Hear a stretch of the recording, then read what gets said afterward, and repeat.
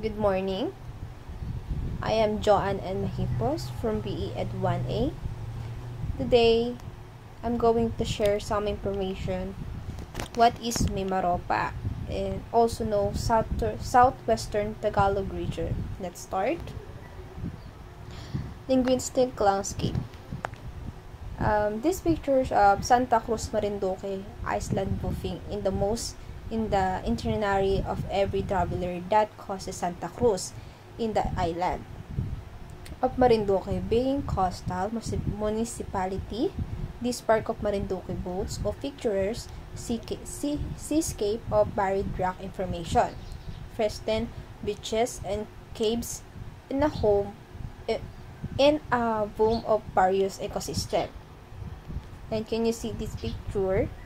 Matatagpuan siya sa Santa Cruz. At dito nakalagay yung mga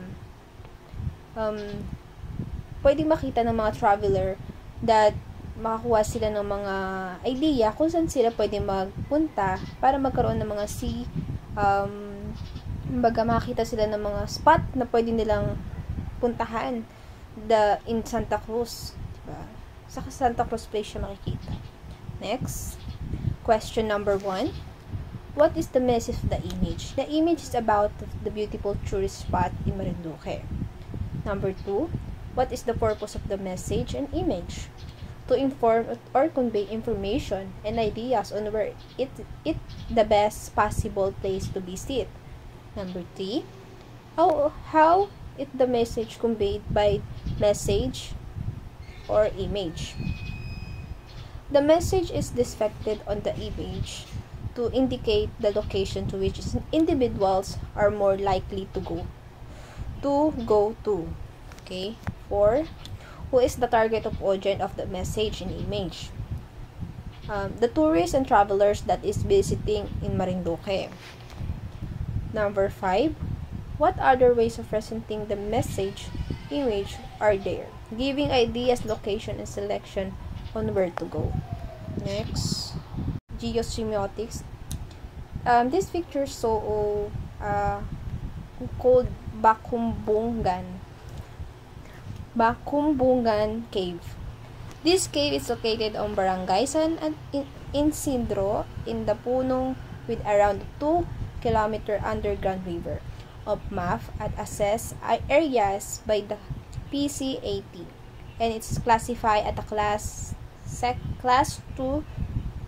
The regular entrance is located at the San Isidro, and a total exploration, trekking, and fording with exit at Barangay Puno. So, makikita natin dito na dito nakalagay, meron ditong map that makikita natin kung saan nakalocated yung tinatawag nilang cave na Bakumbungan Cave. Next question. Number 1. What is the message or image about the map of the Bakumbungan Cave? Number 2. What is the purpose of the message or image? To inform the convey information and ideas about the history and map of Bakumbungan Cave. Number 3. How is the message conveyed by the message or image? The message is depicted on the image indicate the location to which individuals are going to go. 4. Who is the target of audience of the message and image? Ang targeting type, siyempre, yung mga travelers or tourists visiting na entering the cave. 5. What other ways of presenting the message image are there? Giving ideas, information, bibigyan ito ng knowledge about place they are going to go. Next, infrastructural of sign. Santa Cruz Church. Can you see the Santa Cruz Church? Siyempre, ito yung magiging sign dyan, yung cross.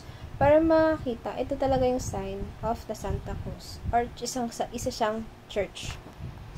The church is the one of the 2 oldest churches in the province. Like Buak Cathedral is surrounded by the high protected walls. The church's main attraction is the well-preserved retablo, altar, is the pulpit, and original ceiling. So, isa din to sa mga dinadayo sa Santa Cruz, sa Marinduque. What is the message of image? About one of the oldest churches at Marinduque.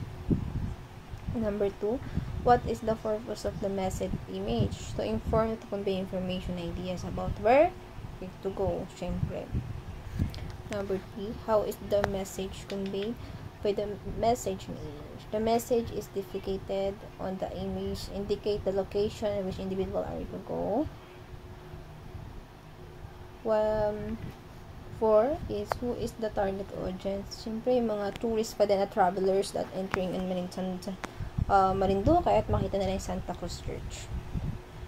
5, what are the ways of presenting the message image or there? Giving ideas, information, location of the place they are going to go. Next ay online landscape. Yung picture na to is show out. Ito talaga nila, ito yung minsan kinagamit talaga ng mga tao to make things or to make beautiful scenery if their place is tourist or to visit. Syempre, isa yan sa mga ginagamit pang online landscape. First question, what is the message image? Facebook is the one of things the people use to show the beautiful scenery that their place for tourists to visit. Number 2, what is the purpose of the message or image? It's a purpose to help them attract more people to visit their place. 3, how is the image conveyed by the message and image? The image implies that users can be share photos or place food and other things for others to view then they visit. Syempre, pag tayo po ay bumisit sa isang lugar, ginagamit natin yung FB to kunyari, minamay day natin to, tapos pinopost natin. Yung mga friends din natin, nakikita nila to. At doon na nila nakikita yung mga view na susan kayo pumuntang location. At gusto nila, syempre, itatry din nilang i-visit yun.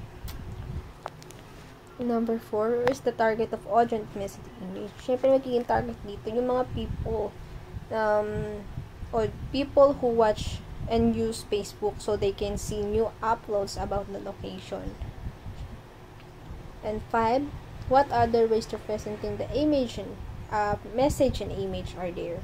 Other ways of presenting they include blogging and showcase the beauty of their location, encourage people to visit. Next. Thank you everyone to listening, and that's all. Thank you.